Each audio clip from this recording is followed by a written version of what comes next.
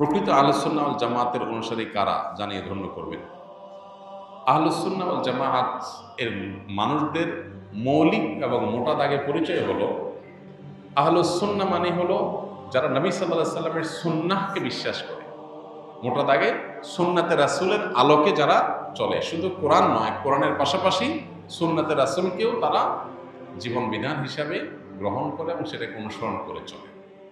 যারা সুন্নাতকে অস্বীকার করে, সুন্নাতকে মানে না, শুধু কোরআনকে মানার কথা বলে, এরা আহলুস সুন্নাহ না। এরা মূলত মুনকিরে হাদিস, হাদিস অস্বীকারী, যাদেরকে আহলে কোরআন বলা হয়।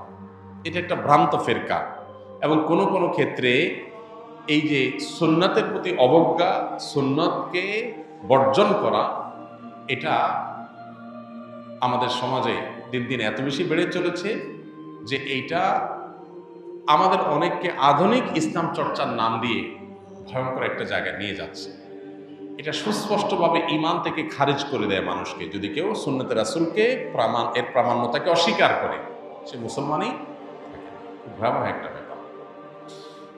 আর আহলুস সুন্নাহ হলো যারা কোরআনের পাশাপাশি সুন্নতে রাসূলকে জীবন বিধান হিসেবে গ্রহণ করে।